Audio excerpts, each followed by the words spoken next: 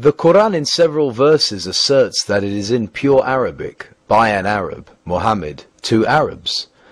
Yet, according to my own studies, I was very surprised at the fact that many of the Muhammadan linguists had great difficulty in finding the Arabic origins or roots of many of the most important words in the Quran.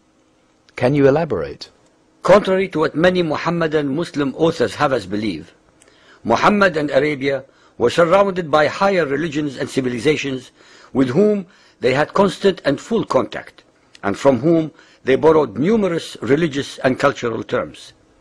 This fact was fully recognized by the earliest Muslim exegetes, who showed no hesitation in noting words as Christian, Iranian, or Jewish in origin, as were compiled by As-Suyuti in his Itqan, Al-Tabari, Al-Baghawi, Al-Razi, and many more. It was under the later scholars such as Al-Shafi'i that this fact, for obvious sectarian reasons, was pushed into the background and an orthodox doctrine was elaborated, later turned into a dogma, to the effect that the Quran is a unique product of the Arabic language. The modern Muhammadan scholar is seriously distressed by any discussion of the foreign origin of words in the Quran. It is extremely rare, based on proven historical and linguistic grounds, that an uncivilized people, such as the pagan Arabs were, would not be enormously influenced by the surrounding more superior civilizations, religions, and cultures. For the Muhammadan Arabs to pretend that the Arabic language per se, prior to the Arabian conquest of the surrounding civilizations, contained all words used in the Quran is totally absurd, contrary to facts, unsubstantiated, and desperate wishful thinking. It is invariably the more dominant powers or civilizations that impose their language upon the lesser ones, as actually happened initially by the Greeks, the Romans, and finally by the Arabs in their turn. Anyone dispassionately studying the Quran will realize that Muhammad drew his inspiration not from his own primitive pagan religious background, but most certainly from the vocabulary and religious terms of the great monotheistic religions that had already found root in the spiritual soil of Arabia, especially the Jews and Christians. It is extremely important to point out that there were very powerful Arabian Christian tribes who were dominant both in Syria and Iraq, and who wrote and spoke Syriac. Vocabulary of Syriac origin was already coming into use in Arabia long before Muhammad and his Quran. The court of Al-Hira in Iraq was a rendezvous of the poets and literature of the day. Many of the most prominent poets of pre-Islamic Arabia, such as Amr al-Qais, Mutalammis, and Abd bin Zayd, were Christians, and their poetry was naturally impregnated with Christian words and ideas. Even in the extant poetry of the such non-Christians as Al-Nabigha and Al-Ash'a, one finds the strong influences of Syrian Christianity because they spent time at the court of Al-Hira. The Ahadith and the biography of Muhammad assert that he traveled to Syria, Al-Sham, both as a child and later as a merchant on behalf of his wife Khadija, who was not only a Hanif, but also associated with Christianity through her uncle Waraka bin Nawfal. Muhammad was surrounded by enormously powerful non-Arabian influences that shaped his thoughts, his inspirations, and his Quranic prose, and to pretend that he was not affected by them is contrary to logic, to reality, to veracity, and to history. Chapter 12, verse 2. We have sent it down as an Arabic Quran in order that ye may learn wisdom. Chapter 20, 113.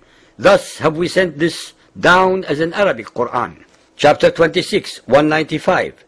In the perspicuous Arabic tongue. Chapter 39, 28. It is a Quran in Arabic, without any crookedness therein, in order that they may regard against evil. Chapter 41, 3. A book whereof the verses are explained in detail, a Quranic in Arabic for people to understand. According to the Ahadith, the Quran was revealed to Muhammad in 7 modes. Why were so many modes necessary if it were such a pure form of Arabic in the first place? Al-Tirmidhi Hadith 2215, narrated by Ubay ibn Ka'b.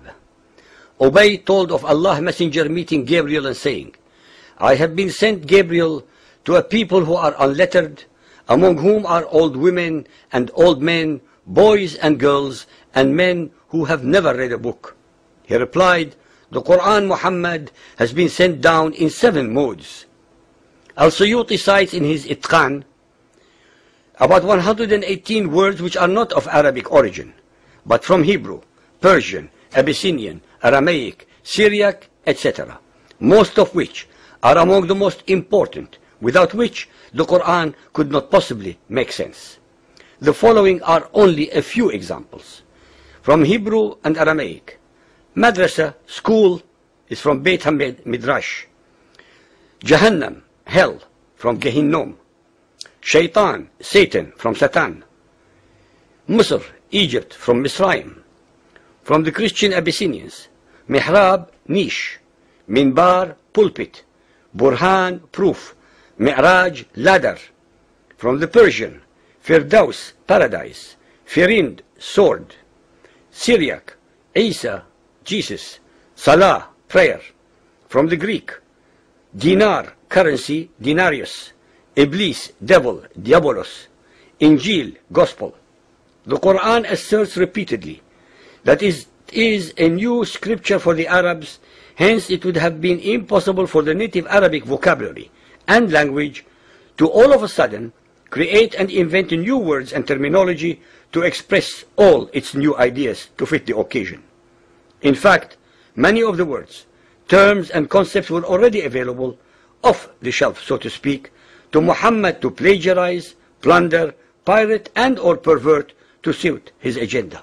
When one studies the subjects above, based upon the works of the Muhammadan exegetes, who had dealt with this very difficult but important matter, one will find out that they were themselves at a loss as to the roots of many of the words, especially since they were not linguists in the 4, 5, or 6 languages that the Quran had copied words from.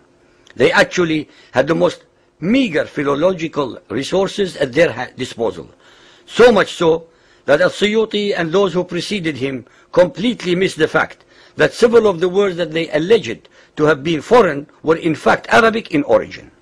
The Quran cannot exist without the foreign words that permeate its verses and chapters.